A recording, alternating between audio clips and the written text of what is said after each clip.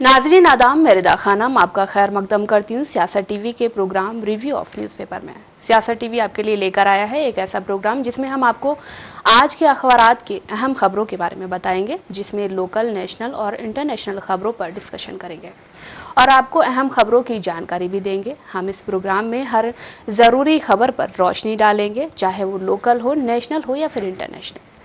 इस प्रोग्राम में हर खबर के तह तक जाएंगे, क्योंकि कुछ खबरें सिर्फ अखबार की सुर्खियां ही बनकर रह जाती हैं या सिर्फ टीवी पर 2 मिनट की न्यूज़ ही हो पाती है। लेकिन हम आपको उन खबरों पर तफसील से बताएंगे जो खबरें आप पूरी तफसील से नहीं जान पाते। तो इसी के साथ सबसे पहले जो लोकल न्यूज़ सामने आ रही है, जो बहुत ही ज़रूरी है, जो हर अखबार की सुर्खियां बना हुआ है, वो है कि बीआरएस की जो नेता हैं के कविता, उनको ज़मानत मिल चुकी है। उन्हें सुप्रीम कोर्ट से ज़मानत मिल चुकी है और सुप्रीम कोर्ट ने ये कहते हुए उन्हें ज़मानत दी है कि सीबीआई की और ईडी की जांच पूरी हो चुकी है, तो अब कविता को जेल में रखने का कोई तुक नहीं बनती और उनकी हिरासत की अब कोई ज़रूरत नहीं है और पूरी हो चुकी है। हालांकि जैसा कि देखा जाए, कल केजरीवाल की भी सुनवाई हुई थी, उनको वीडियो कॉन्फ्रेंसिंग के जरिए उनकी सुनवाई हुई थी और उनकी न्यायिक हिरासत 3 सितंबर तक के लिए बढ़ा दी है। तो इस पर आप क्या कहेंगे? बिल्कुल, जिस तरह से दिल्ली आबकारी नीति घोटाले में लोग छूट रहे हैं, चाहे वो इससे पहले दिल्ली के डिप्टी सीएम मनीष सिसोदिया हों और अब ये बीआरएस की लीडर की कविता। हालांकि इसमें देखा जाए तो दिल्ली के सीएम हैं, उनकी मुश्किलें लगातार बढ़ती जा रही हैं। वो इस चीज़ में और उनको ज़मानत नहीं मिल रही, वो इस चीज़ में और ज़्यादा घुसते जा रहे हैं। और उसके बाद भी ये भी बोला गया था कि जो वहाँ की मंत्री आतिशी, उनसे भी पूछताछ की जा सकती है, वो भी जेल जा सकती हैं। हालांकि अभी तक ऐसा कुछ हुआ नहीं है। तो इसमें जो दिल्ली आबकारी नीति घोटाला मामला है, इसमें जितने लोग भी जेल गए थे, उनमें से 2 लोग तो अभी बाहर आ गए हैं। और जैसा कि आपने बताया कि कविता 5 महीने के बाद बाहर आई, उनको मार्च में ईडी ने अरेस्ट किया था। और कहीं ना कहीं बीआरएस के लिए बहुत दिनों के बाद एक खुशी की बात सामने आई है, क्योंकि बीआरएस ने जिस तरह से यहाँ पे जो विधानसभा इलेक्शन हुए थे, उसमें जिस तरह से बीआरएस हारी थी, उसके बाद फिर इनको ईडी ने अरेस्ट कर लिया था। वहीं उसके बाद फिर लोकसभा इलेक्शन में भी उनको हार का सामना करना पड़ा। तो देखा जाए तो बहुत टाइम के बाद बीआरएस के लिए खुशी की खबर आई है, और वो खुशी ये है कि बीआरएस के लीडर कविता बाहर आ गई हैं। हालांकि इससे यहाँ के जो पूर्व मुख्यमंत्री हैं केसीआर, उनको भी काफ़ी खुशी होगी। और कल जब वो बाहर आई हैं तो बीआरएस के जितने भी कार्यकर्ता थे और कुछ नेता भी वहाँ पहुँचे थे दिल्ली में, और उन्होंने उनका बहुत ही भव्य तरीके से स्वागत किया था। वहाँ पे उस वक्त बीआरएस के जो अभी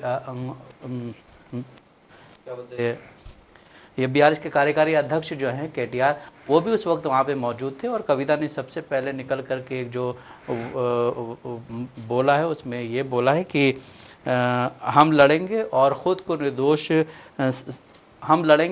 निर्दोष साबित करेंगे। तो कहीं ना कहीं बाहर आते ही उन्होंने एक ऐसा पैगाम दिया है जिससे एक बहुत ही बड़ा मैसेज जा रहा है। जी, हालांकि देखा जाए तो 5 महीने से ज़्यादा का समय उनको जेल में बीत चुका था और कई बार उनके केस पर सुनवाई भी हुई थी, और इस दौरान कई बार उनके बाहर आने की भी अटकलें लगाई जा रही थी, कि जैसा कि पिछले दिनों में देखा गया है। तो वहीं पर एक दूसरी खबर सामने आ रही है कि जो बसपा की जो अध्यक्ष है मायावती, उनको एक बार फिर से राष्ट्रीय अध्यक्ष चुना गया है। और कल उनके ऑफिस पर, कल उनके जो कार्यालय है उस पर एक बहुत बड़ी बैठक बुलाई गई थी, जिसमें देश भर के पदाधिकारी मौजूद रहे थे और एक बार फिर से फैसला लिया गया कि एक बार उनको फिर से राष्ट्रीय अध्यक्ष चुना गया है। और उनके लिए बहुत खुशी की बात है, क्योंकि वो पहले भी इस पद पर रह चुकी हैं और साथ ही उनके जो भतीजे हैं आकाश आनंद, उन्होंने अपनी पार्टी का उत्तराधिकारी बताया है कि ये हमारे पार्टी के उत्तराधिकारी रहेंगे। इस पर आप क्या बोलें? बिल्कुल, इससे पहले ये भी चर्चा थी कि मायावती कहीं ना कहीं राजनीति संन्यास ले सकती हैं और अपने भतीजे को पार्टी की बागडोर दे सकती हैं। लेकिन कल वो 6ठी बार अध्यक्ष चुनी गई हैं। सबसे पहले वो 2003 में अध्यक्ष चुनी गई थी, जब काशीराम ने उन्हें अध्यक्ष बनाया था। उससे पहले काशीराम अध्यक्ष हुआ करते थे। इसी के साथ आकाश आनंद की जो जो पोस्ट थी वो वही है। और ये भी मायावती ने बोला है कि बहुत से लोगों ने इस तरह की अफवाहें उड़ाई कि मैं राष्ट्रपति बन जाऊंगी या मैं इस राजनीति संन्यास ले रही हूँ। ये बिल्कुल गलत है। मैं अभी पॉलिटिक्स में हूँ। हाँ, अगर मैं बीमार हो जाती हूँ, कुछ हो जाता है, तो उसके बाद जो है फिर हमारा जो भतीजा है आकाश आनंद, वो उस चीज़ को संभालेगा। और जिस तरह से एक बात कही जाती है कि हिंदुस्तान में यूथ का बहुत एक ज़्यादा वो है, परसेंटेज है, जी, तो मायावती भी कहीं ना कहीं यूथ के हिसाब से आकाश आनंद को, जो रिप्रेजेंट अभी कर नए हैं, उनको लेकर के आगे बढ़ना चाह रही हैं कि आगे चल के ये पार्टी की बागडोर संभालें और पार्टी की जो अभी स्थिति है उसको कहीं ना कहीं इन्हें जो है एक मजबूत करना होगा, एक बूथ लेवल से इनको काम करना होगा। अगर मायावती दोबारा से फिर एक बार चुनकर अध्यक्ष बनी है तो उनके लिए एक बहुत बड़ी जो चुनौती वो ये है कि अभी यूपी में उपचुनाव होने वाले हैं 10 सीटों पर, उसमें बीएसपी का क्या रोल रहेगा, क्या मतलब किस तरह के काम कर सकती है, वो कितनी सीटें जीत सकती है।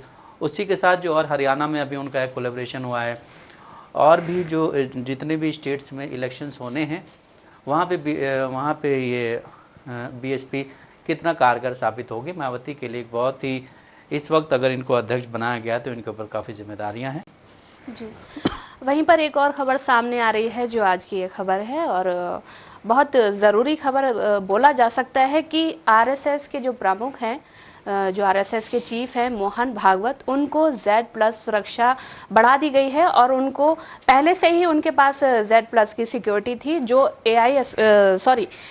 CISF के साथ जो Z+ की सिक्योरिटी रहती है वो उसके साथ Z+ सिक्योरिटी में आ रहे थे। वहीं पर उनको Z+ की सिक्योरिटी बढ़ाकर ASL में तब्दील कर दी गई है। और हालांकि ये देखा जाए कि ये सिक्योरिटी सिर्फ देश के प्रधानमंत्री और गृह मंत्री अमित शाह को मिलती थी, और कहा जा रहा है कि सूत्रों से खबर आ रही है कि उनको ये सिक्योरिटी इसीलिए दी गई है कि बहुत सारे विरोधी संगठन उनके पीछे पड़े हुए हैं, तो इसी को देखते हुए उनकी सुरक्षा ASL में तब्दील कर दी गई है। बिल्कुल, जिस तरह आपने बोला कि मोहन भागवत की जो सिक्योरिटी है वो टाइट की गई है, बहुत ज़्यादा बढ़ा दी गई है। और उसमें कल ही एक बैठ करके एक मीटिंग हुई थी, समीक्षा बैठक में ये निर्णय लिया गया कि जहाँ पे जिन राज्यों में बीजेपी नहीं है, मतलब बीजेपी वहाँ पे अपोजिशन में है, जहाँ पे वो राज्य नहीं कर रही है, उन राज्यों में मोहन भागवत के लिए खतरा पैदा हो सकता है। और कुछ खुफिया जानकारी मिली थी कि उनके सिक्योरिटी को कुछ भी किया जा सकता है, तो उनके लिए ये जो बढ़ाई गई सिक्योरिटी, उसका सीधा सीधा यही देखा जा सकता है कि उनको कहीं ना कहीं डर है, बीजेपी को भी आरएसएस को भी। और देखा जाए तो बीजेपी और आरएसएस सेम ही चीज़ें हैं, जो चीज़ें वहाँ से नागपुर से जो डिसाइड होती हैं वही होती हैं, चाहे वो उत्तर प्रदेश में योगी हों या फिर और भी कई जगहों के मुख्यमंत्री कहीं ना कहीं वहीं से डिसाइड होते हैं। और जिस तरह से महाराष्ट्र के देवेंद्र फडणवीस हैं, वो भी पहले आरएसएस में थे। इससे पहले जो हरियाणा के मुख्यमंत्री थे मनोहर लाल खट्टर, वो भी पहले आरएसएस के थे। तो आरएसएस का बीजेपी पे एक बहुत बड़ा दबाव रहता है। बीच में ये भी आया था कि उत्तर प्रदेश में जब लोकसभा इलेक्शंस हुए थे तो उसमें कुछ खटपट हो गई थी, जिसको अभी सब सही करने के लिए आरएसएस ने एक मीटिंग की थी। वैसे जाहिर है एक आरएसएस का जो रुतबा है बीजेपी में बहुत बड़ा है, और कहीं ना कहीं बीजेपी आरएसएस ही बीजेपी है अगर देखा जाए तो। और जो भी आरएसएस से आते हैं उनको अच्छी पोस्ट भी मिलती है। अभी कई जगहों के गवर्नर भी जो बीजेपी ने बनाए हैं उसमें उनका कहीं ना कहीं ताल्लुक आरएसएस से। और इसी बीच आरएसएस के जो वो हैं मोहन भागवत, उनको एक नॉर्मल हेलीकॉप्टर से सफ़र नहीं करने की अनुमति दी जाएगी, उनको एक स्पेशल तरीके से डिज़ाइन किए गए हेलीकॉप्टर से ही सफ़र करना होगा। जी जी बिल्कुल। तो इतनी सिक्योरिटी आप दे रहे हैं, इतनी सब कुछ दे रहे हैं, उसके बाद जब मोहन भागवत कुछ ऐसा बयान देते तो उस पर भी कोई एक्शन लेना चाहिए बीजेपी को। हालांकि मोहन भागवत आए दिन कभी ना कभी मुसलमानों के खिलाफ या एक समुदाय के खिलाफ बोलते जाते हैं। हालांकि उन पर कोई लगाम नहीं है, क्योंकि कहीं ना कहीं इसका ताल्लुक हमारी केंद्र सरकार से ही जुड़ा रहता है, देखने में आता है। वहीं पर एक दूसरी खबर सामने आई है कि कोलकाता में जो आरजी कर मेडिकल कॉलेज में जो रेप और हत्या का मामला हुआ था, उसमें कल भाजपा के कुछ कार्यकर्ताओं ने प्रोटेस्ट किया था, और उसी के दौरान उसी को देखते हुए ममता बनर्जी को जो सरकार है, उन्होंने उन पर लाठीचार्ज भी किया था, आंसू गैस के गोले भी छोड़े थे। और इसी को देखते हुए वहाँ के जो प्रोटेस्टर थे, उन्होंने जो पुलिस थी उस पर पत्थरबाजी की और उन पर हमला किया। एक पुलिस के जवान को दौड़ा कर पीटा, और इतना पीटा कि उसके सर से खून बहने लगा था। और इसी को देखते हुए आज भाजपा ने एक बंद का आह्वान किया है, जो 12 घंटे तक चलेगा। उन्होंने ऐलान किया है कि सुबह 6 से शाम 6 बजे तक ये बंद का आह्वान किया जाएगा, और ये बंद का ऐलान किया है उन्होंने, तो बंद ही रहेगा।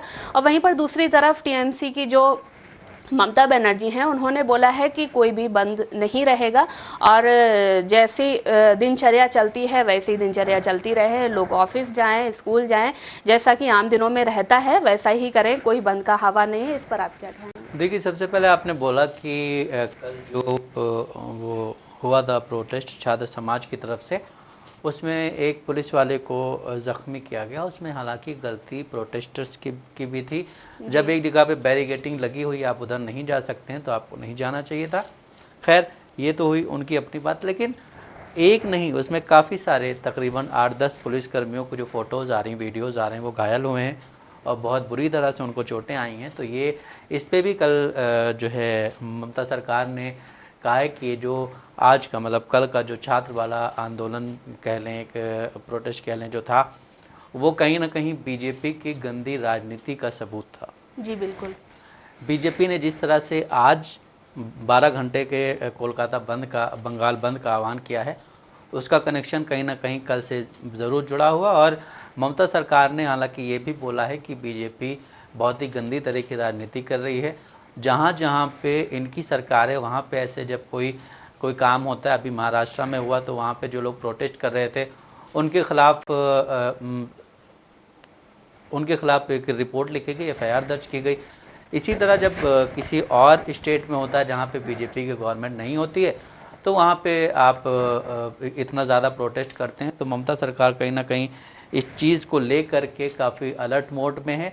और आज ही एक खबर है कि सुबह में जो वहाँ पे जो ट्रांसपोर्ट है चल रहा है, बस चल रही है, ट्रक चल रहे हैं, तो ट्रांसपोर्ट्स के जो मालिक हैं उन्होंने अपने ड्राइवर्स को हेलमेट दिया है जी। कि आप हेलमेट पहन के सफ़र कीजिए, कुछ भी हो सकता है। तो इसका मतलब आज कुछ बड़ा ना हो वहाँ पे, जिससे ज़्यादा परेशानियाँ पैदा हो सकें।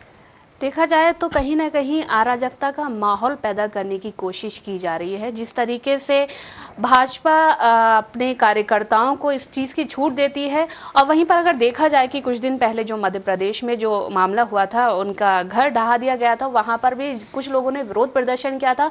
तो वहाँ पर क्या हुआ था कि उनका नाम लेकर कि ये इसमें इन्वॉल्व हैं, उनकी हवेली गिरा दी गई, उनका घर गिरा दिया गया, और कई लोगों की गिरफ्तारी भी हुई, कई लोगों पर एफआईआर भी हुई। तो एक तरफ जहाँ आप बोलते हैं कि दूसरे समुदाय के लोग अराजकता फैलाने की कोशिश कर रहे हैं, तो कहीं ना कहीं आप भी उस तरह के माहौल में ढलते जा रहे हैं। ढलने की बात नहीं है, आप खुद वो चीज़ कर रहे हैं, जैसा कि देखा जाए कल कोलकाता में देखा गया है। और वहीं पर जब उग्र प्रदर्शन हुआ तो आपने फिर से बंद का आह्वान करने की कोशिश की, और कोशिश ही नहीं कहेंगे, उन्होंने ऐलान किया है इस चीज़ का। और आज जो है सुबह में कई जगहों पे भाजपा और ये जो टीएमसी है, इसके जो अपने लीडर्स हैं, कार्यकर्ता हैं, उनके बीच झड़प भी हुई है, क्योंकि वो कह रहे हैं कि आप बंद क्यों कर रहे हैं। तो उन्होंने बोला कि कल छात्रों पे जो अत्याचार हुआ था, तो उन्होंने बोला कि छात्र खुद वहाँ गए थे जी। छात्रों ने खुद उस एक बैरिकेडिंग को तोड़ा, जिसके बाद ये सारी चीज़ें हुई थी, क्योंकि आपको एक एरिया दिया गया था कि आप यहाँ तक बस आ सकते हैं, प्रोटेस्ट कर सकते हैं, इससे आगे नहीं जा सकते। और जाहिर सी बात है, जब आप उससे आगे जाएंगे तो सिक्योरिटी इश्यूज़ बढ़ जाते हैं, और उसमें फिर पुलिस को एक अलग उसमें रहना पड़ता है। अगर इसी तरह की बात करें रेप और हत्या पे, अभी कल भी यूपी में 2 बच्चियों की लाश मिली है जो पेड़ से लटक रही थी। उसमें अब तक क्या हुआ है, एक तरफ आप आसाराम को और राम रहीम को छोड़ रहे हैं, आप जब गुजरात में बिल्किस बानो के जो आरोपी थे उनको जब छोड़ा गया था, उसके बाद एक रिपोर्ट ये आई थी कि ये गृह मंत्रालय की सिफारिश पे छोड़ा गया। जी। तो इस पे आप कुछ एक्शन लेते नहीं हैं, इस पे आपकी सरकार कहीं ना कहीं गिरती हुई नज़र आती है। लेकिन फिर जब किसी और राज्य में होता है जहाँ पे आपकी गवर्नमेंट नहीं होती है, वहाँ पे आप इतना बड़ा बवाल करते हैं। हालांकि वहाँ की जो मुख्यमंत्री, उन्होंने खुद इस चीज़ पे एक्शन लिया था, उन्होंने खुद सबसे पहले इस चीज़ पे बात की थी। वहाँ सीबीआई जांच चल रही है, अभी जांच चल रही है। वो जो अक्यूज्ड है वो अभी वो अभी है, मतलब उसमें है, कस्टडी में है। तो इस तरह की चीज़ें करना, एक बवाल खड़ा करना, हालांकि जब भी देश में देखा गया किसी राज्य में इलेक्शंस वगैरह कुछ होने वाले होते हैं तो बीजेपी ज़रूर इस तरह का कोई ना कोई काम करती है, चाहे वो उत्तर प्रदेश में हो या मध्य प्रदेश में हो या जहाँ जहाँ भी हो। बीजेपी कुछ ऐसा कर देती है जिससे वो कहीं ना कहीं एक लाइमलाइट वाली एक वो आती है कि वो लाइमलाइट ले करके वो एक अपनी एक माहौल बना करके वोट हासिल करने की कोशिश करते हैं। और ज़्यादातर जगहों पे देखा जाता है कि बीजेपी हिंदू मुसलमान करके अपने वोट बनाने की जो राजनीति है वो करती है। जैसा कि आपने राम रहीम का नाम लिया, आसाराम का नाम लिया, तो राम रहीम की कुछ दिन पहले ही उनको पैरोल मिल चुकी है। और वहीं पर जो कल की खबर में जो अखबार की सुर्खी बना हुआ है उसमें है कि 11 साल के बाद आसाराम को भी वो भी जेल से बाहर आ गए हैं और वो इलाज कराने के लिए पुणे में गए हुए हैं। बिल्कुल, जब से इनको आसाराम को अरेस्ट किया गया उसके बाद से कई बार ये कहा गया कि वो उनका इलाज कराना, लेकिन फाइनली वो बाहर आए हैं। और ये देखिए आप, एक कोई है जिस पे जुर्म जो है अदालत की तरफ से वो हो गया है, उसको आप इतनी छूट देते रहते हैं भाई, चाहे राम रहीम हो, आसाराम हो, इन लोगों को इतनी छूट देते रहते हैं और जिन पे कोई जुर्म आयद ही नहीं हुआ। अभी आप मतलब एक किसी ने पत्थर फेंका, आपने जाके उसका घर गिरा दिया, तो ये कौन सा न्याय है इस पे? हालांकि सुप्रीम कोर्ट को भी एक्शन लेना चाहिए कि बुलडोज़र न्याय क्या है। इस पे कांग्रेस ने भी बात की, इस पे कई पार्टीज बात करती हैं कि बुलडोज़र कोई कहीं का इंसाफ है नहीं। आप इंसाफ का जो एक होती है एक पूरी जो एक प्रोसेस रहता बिल्कुल है, जो पूरा एक तराजू रहता है इंसाफ, उस हिसाब से काम कीजिए। जी जी। जैसा कि आपने इंसाफ की बात की और जैसा कि भाजपा ने आजकल एक राजनीति चलाई हुई है, बुलडोज़र की राजनीति, जैसा कि पिछले दिनों में देखने को मिला था। जो मध्य प्रदेश में जिनका घर मकान ढाया गया था, तो और जिन लोगों पर एफआईआर दर्ज हुई थी, जिन लोगों को हिरासत में लिया गया था, तो उनके घर जो है बुलडोज़र से ढहा दिए गए। तो कल देखा जाए जिस तरीके से जो भाजपा के जो कार्यकर्ता थे उन्होंने भी पुलिस वालों पर पत्थरबाजी की। और पिछले टाइम सुनने में आया था कि जो मध्य प्रदेश में जो हादसा हुआ था, उनका घर ढाया गया था उसके बेसिस पर कि उन्होंने थाने में जाकर पथराव किया था। तो उन्होंने थाने में जाकर पथराव किया था, तो आपने आकर बिना कोई सबूत के, बिना कोई एक्यूज़ के, बिना किसी नोटिस के आपने उनका घर गिरा दिया। और दूसरी तरफ आपके कार्यकर्ता खुले में पत्थरबाजी करते हैं, पुलिस वालों को दौड़ा दौड़ा कर पीटते हैं। आप क्या, अब देखना ये होगा कि ममता सरकार उनके खिलाफ क्या एक्शन लेती है। बिल्कुल, आप जिस तरह से इस तरह के बयानात देते हैं, आपके कई मुख्यमंत्री हैं जो उल्टे सीधे बयान देते हैं, जो ऐसे बयान देते हैं कि मतलब एक समुदाय को आप बिल्कुल अलग करके छोड़ेंगे, तो उन पे भी एक्शन होना चाहिए। जब आप इन चीज़ों पे बात करते हैं तो उन पे भी बात कीजिए। जो उसकी एक क्या बोलते हैं कमेटी होती है बीजेपी के लिए कई सारे मुख्यमंत्री इस तरह के बयान देते कि हिंदू ये कर देगा, मुसलमान अगर ज़्यादा बढ़ गए तो ये कर देंगे। इन पे भी एक एक्शन लेना चाहिए। आप इन पे कोई एक्शन लेते नहीं।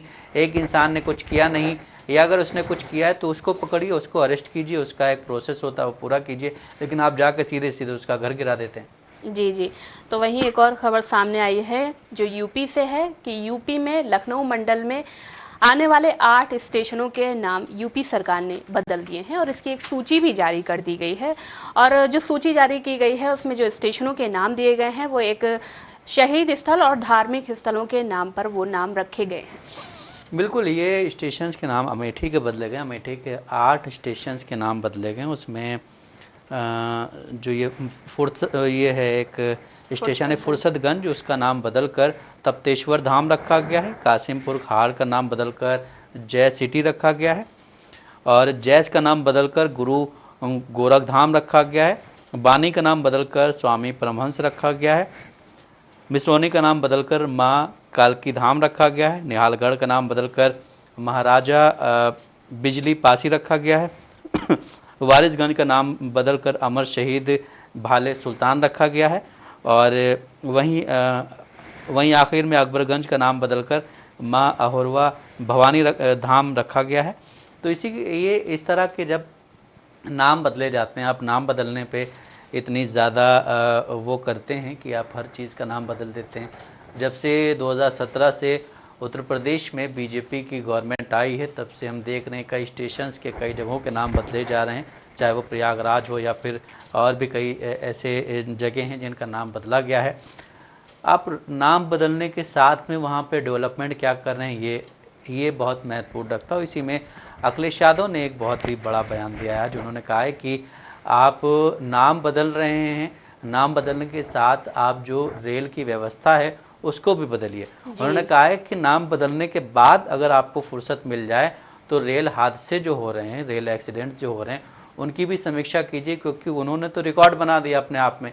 इतने रेल हादसे हो रहे हैं कि हर रोज़ आपको कोई ना कोई एक हादसा नज़र आ जाता है अखबार में। तो आप नाम बदलने पे सारा फोकस कर रहे हैं, आप जो है उसके डेवलपमेंट के लिए कुछ नहीं कर रहे हैं।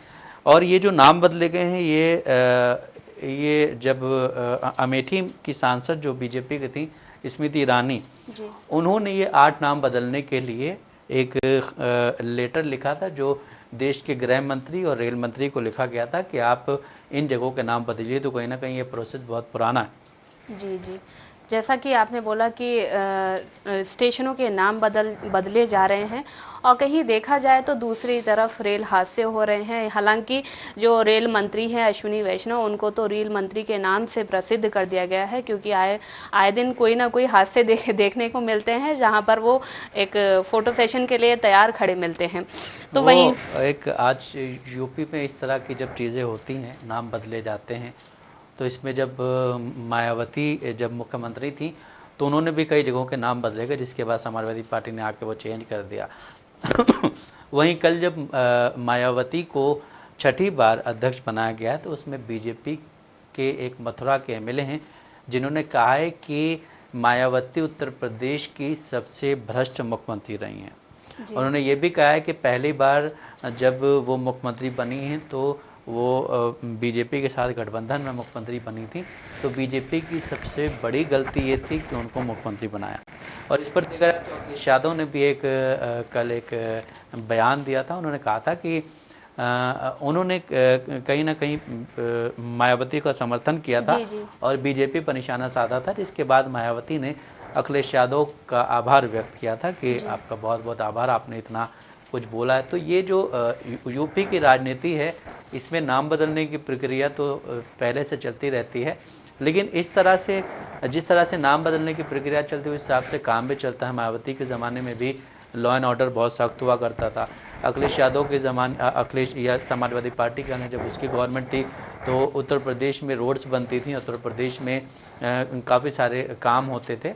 लेकिन बीजेपी के बाद जो काम हो रहे हैं वो या तो अयोध्या में हो रहे हैं, या फिर गोरखपुर में हो रहे हैं, या फिर बनारस में हो रहे हैं।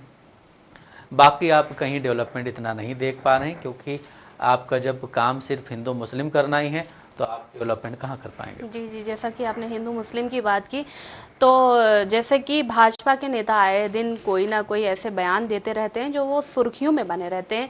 हालांकि उनका काम है कि जनता की सेवा करना, वो जनता की सेवा ना करके, अपना फ़र्ज़ ना निभाकर, जनता के हितों में काम ना करके बांटने की राजनीति कर रहे हैं, एक ओछी राजनीति कर रहे हैं। जैसे कि जो भाजपा के नेता हैं जो ऊंचे ऊंचे पदों पर बैठे हैं, चाहे वो योगी आदित्यनाथ हों जो यूपी के मुख्यमंत्री हैं, या फिर असम के मुख्यमंत्री हेमंत बिस्वा शर्मा, या फिर मध्य प्रदेश के मुख्यमंत्री मोहन यादव। जैसा कि मोहन यादव के बारे में कल भी हम लोगों ने बात की थी कि उन्होंने बोला था कि अगर हिंदुस्तान में रहना है तो जय श्री राम कहना होगा।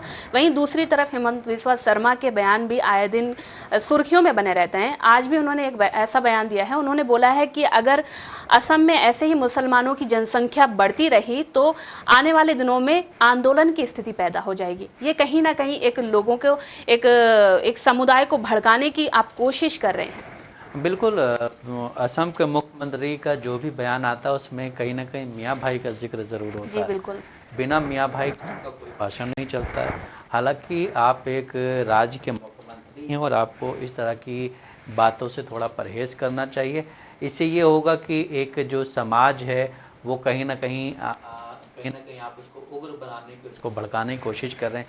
अगर फिर वो कुछ कर देता है तो आप उसके ऊपर एक्शन करते हैं और फिर कहते हैं कि ये मुसलमान इस तरह के काम करते हैं, ये करते हैं, वो करते हैं।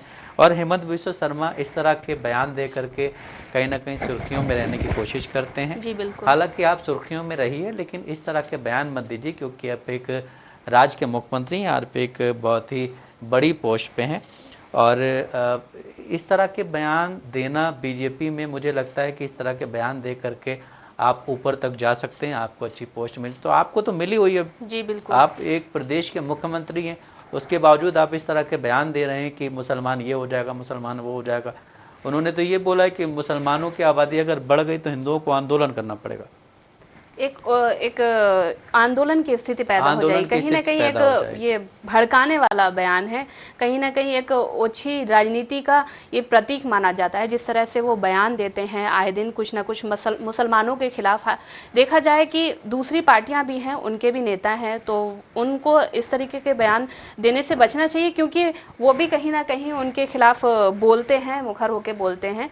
और दूसरी पार्टियों को भी इस पर एक्शन लेना चाहिए, क्योंकि अगर आप किसी को टोकेंगे नहीं तो कहीं ना कहीं ये स्थिति आगे जाकर हमारे लिए और पूरे देश के लिए कहीं ना कहीं एक ये स्थिति पैदा हो जाएगी कहीं ना कहीं हम अपने देश के हितों में काम ना करके, अपने देश के लिए काम ना करके कहीं ना कहीं उग्र हो जाएंगे। और एक दिन ऐसा आएगा कि पूरी तरह से सब कुछ तहस नहस होने की स्थिति में खड़ा हो जाएगा। इसी के साथ जैसा कि नाजरीन आपने देखा कि हमने आपको न्यूज़पेपर के ज़रिए अहम खबरों से रूबरू कराया है। ऐसे ही ज़रूरी खबरों से रूबरू होने के लिए हमारे साथ इस प्रोग्राम से जुड़े रहें।